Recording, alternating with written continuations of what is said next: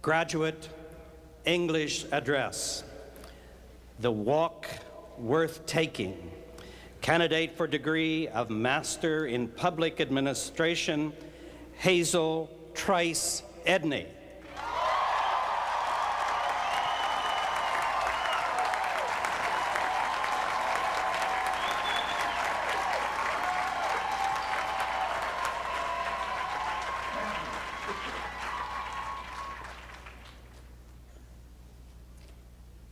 Mr. President, my fellow graduating students, my family, and all families.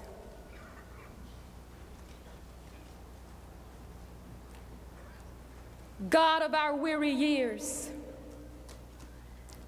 God of our silent tears, He who has brought us thus far on our way, out from our weary past till now, we stand at last, where the white gleam of our bright star is cast. Those words of the Black National Anthem, written in the year 1900, capture the essence of this moment in history for me, as we, the Harvard class of 1999, stand proudly with this university at another separating of the centuries. Indeed, this is a moment of fond memories and proud achievements. But this is also a moment of great anticipation and great hope, as most of us will move on to new responsibilities, and others will continue with the progress of broadening this great university to the world. As a mid-career student at the John F. Kennedy School of Government, when I look back as we move forward, I have seen in this 1 year pivotal events that have defied history and set an important course for all of us. Last fall, in a glorious convocation, the world watched as the legendary Nelson Mandela, President of the Republic of South Africa, received an honorary doctorate degree from Harvard University.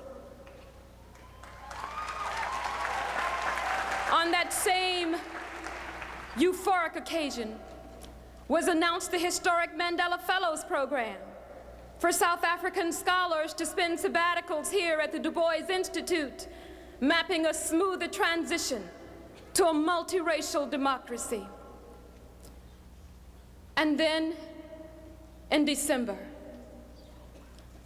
our flags flew at half-mast as the Harvard community mourned together the sad but heroic homegoing of civil rights giant and beloved educator, Judge A. Leon Higginbotham. And Harvard has honored his extraordinary legacy with a fellowship at the Kennedy School and lectures at the Du Bois Institute and the School of Law. In February, we saw the birth of the Harvard student chapter of the NAACP, a feat that Judge Higginbotham helped to accomplish and that the Kennedy School nobly agreed to host.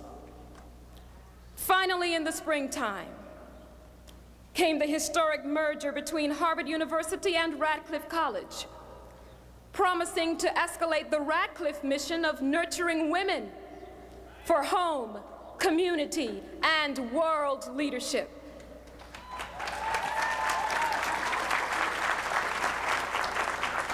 We marvel at how far we have come since 100 years ago, when the Harvard class of 1899 was all white and all male. And yet, when we survey the current state of affairs in this nation, from the tragic bloodshed in Jasper, Texas, and in New York City, to the rollback on civil rights gains in Washington State and California, to the repeated outcries for an even greater level of gender diversity and racial inclusion at liberal institutions, including Harvard.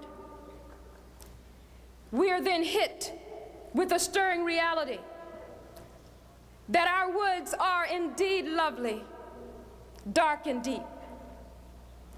But we have promises to keep and miles to go before we sleep. And miles to go before we sleep.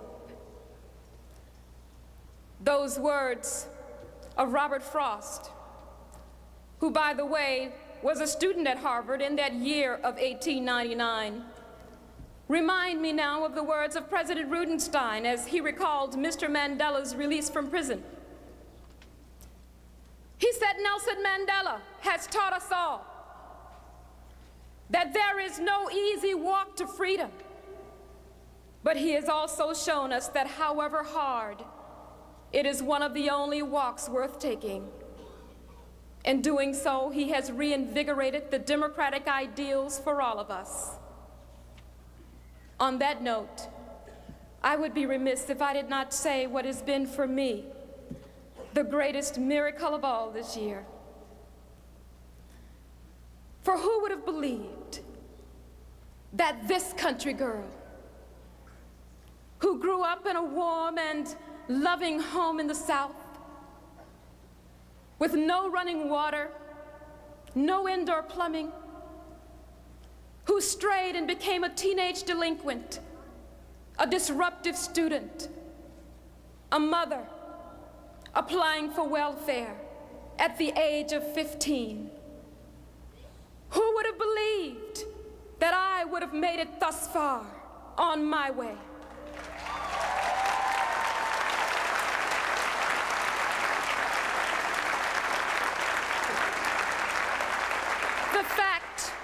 The fact that even I, out from my weary past, could have earned the opportunity to stand here today as a Harvard graduate is a testament to the hope that true freedom, through prayerful determination, hard work, and reaching out can bring. Does this not give hope for the American dream? And I am thankful to Harvard University and to Mr. Wasserman for the William S. Wasserman Fellowship that has afforded me this opportunity for this wonderful education.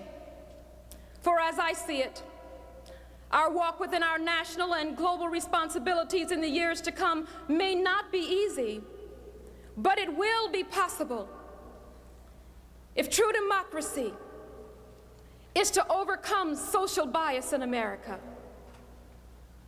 if true democracy is to overcome economic injustice from 2nd Street to Wall Street,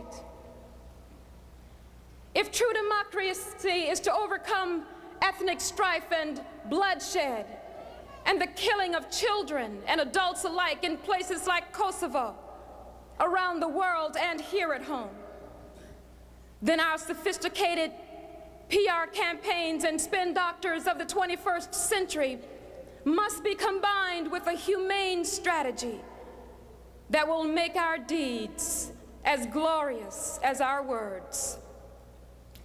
Justice Thurgood Marshall said it best on July 4th, 1992. We cannot play ostrich. Democracy cannot flourish amid fear. Liberty cannot bloom amid hate. Justice cannot take root amid rage. We must go against the prevailing wind. We must dissent from the fear, the hatred, and the mistrust. We must dissent. We must dissent because America can do better, because America has no choice but to do better. Class of 1999, Harvard University. As we continue the walk worth taking, I say to you, as Justice Marshall said on that Independence Day, take a chance, won't you?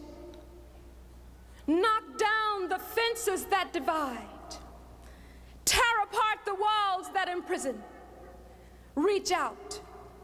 Reach out, Harvard. Reach out, America. Reach out, world. Freedom lies just on the other side.